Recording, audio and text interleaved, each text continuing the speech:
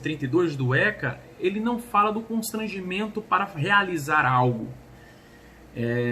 No 146 do Código Penal, sim, o constrangimento, a coação física ou psíquica já é com a finalidade de que se pratique algo, que uma pessoa venha a praticar algo ou deixe de praticar algo que a lei permita.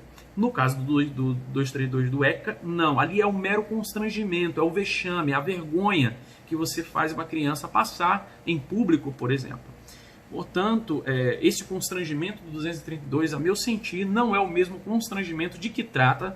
Semanticamente é sim, mas não é o mesmo crime de constrangimento ilegal de que trata o artigo 146. Repetindo, semanticamente as duas palavras significam a mesma coisa. Todavia, no Código Penal, o constrangimento é para que se leve a pessoa a fazer ou deixar de fazer alguma coisa. No 232, não. O constrangimento ali é o vexame, a vergonha que você faz a criança passar. Tá bom? Violência contra terceiro, autoria mediata. O que eu quero dizer com isso? Nada impede que a violência ou grave ameaça sejam exercidas contra uma pessoa diversa daquela que se pretende constranger.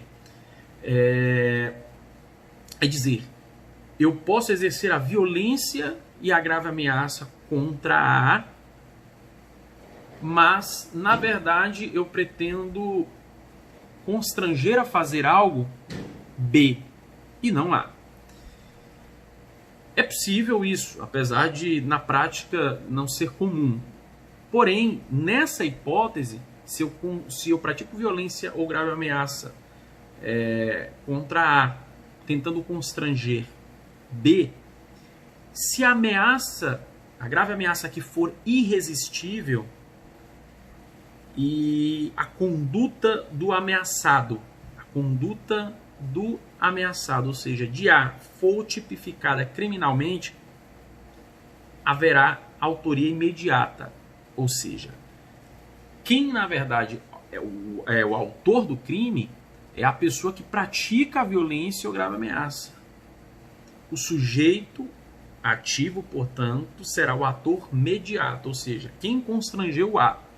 E a pessoa constrangida não será autor, mas mero executor. Certo? O sujeito ativo será o autor mediato e o constrangido não será o autor, mas mero executor, porque tratava-se de ameaça irresistível. E neste caso, quando se trata de ameaça irresistível, exclui-se a culpabilidade por inexigibilidade de conduta diversa. Se o constrangimento ilegal for praticado contra o presidente da República ou os presidentes dos demais poderes, legislativo, Senado e Câmara, ou Judiciário, constitui crime contra a segurança nacional, previsto no artigo 28 da Lei 7.110/83, que é a Lei de Segurança Nacional. Bem, o tipo objetivo, a adequação típica desse crime, pode se apresentar de duas formas. A fazer, como o próprio tipo penal já diz, a fazer o que a lei não obriga e a não fazer o que a lei permite. Se, por um acaso, se objetivar a realização de uma infração penal, que o constrangimento sirva de meio, ou seja, sua elementar, será por este absorvido. É dizer, se eu ao praticar o constrangimento ilegal, estou objetivando praticar um outro crime, e nesse crime o constrangimento seja uma elementar, ou seja, para que ele seja praticado, se configure, é necessário que haja o constrangimento, ou seja, o constrangimento estará ali tipificado nele, não se diz que praticou o constrangimento, mas sim esse crime que ele queria mesmo praticar, porque esse crime foi o que absorveu o constrangimento. Ou seja, se servir de meio para praticar um outro crime Se o constrangimento serve de meio para praticar um outro crime, ou seja, sua elementar do crime, o constrangimento é absorvido, portanto, por este crime que se queria praticar. Se, no entanto, eu até fiz essa anotação aqui, tratar-se de outra infração penal, poderá configurar-se o crime de tortura.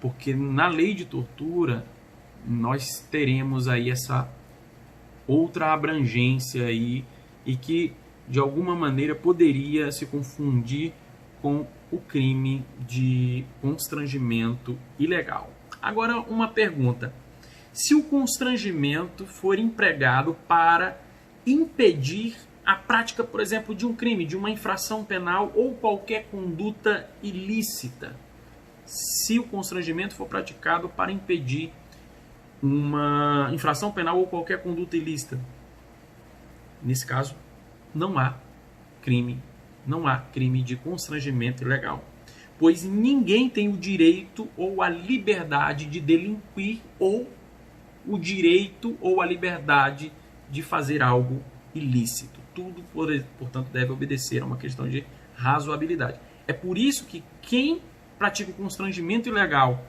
e nós vamos falar mais na frente sobre isso, quem pratica o constrangimento ilegal pretendendo salvar uma pessoa de cometer suicídio, não pratica o crime.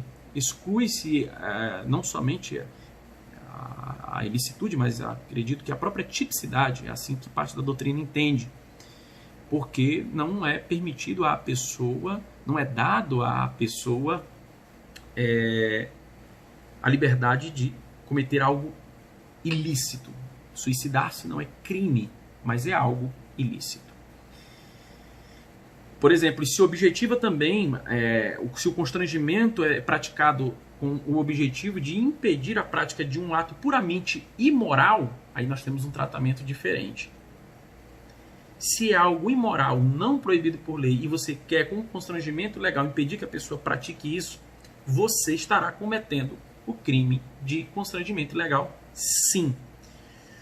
Por exemplo, se você pratica o constrangimento ilegal com o objetivo de impedir que alguém pratique prostituição ou o incesto.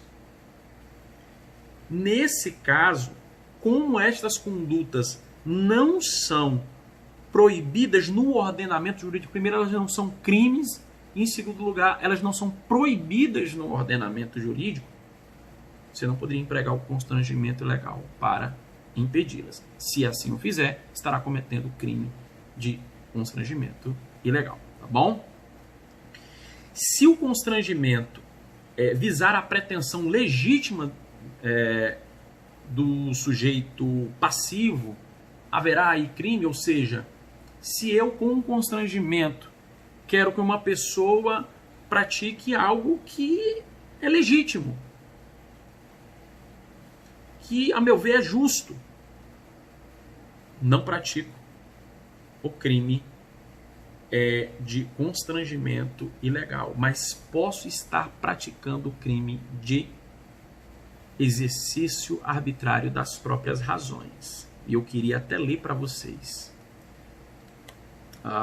Diz o seguinte: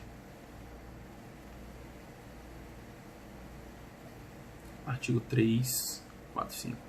Fazer justiça pelas próprias mãos. Artigo 345, Código Penal. Para satisfazer pretensão, embora legítima, salvo quando a lei o permite, detenção de 15 dias ao mês. Portanto, quando você, com as suas próprias mãos, ainda que seja uma pretensão legítima, quer fazer justiça, ainda que seja legítima a sua pretensão, você pode estar praticando o crime de exercício arbitrário das próprias razões. Tá certo? Formas ou execução do crime. Eu fiz algumas anotações aqui, estou seguindo.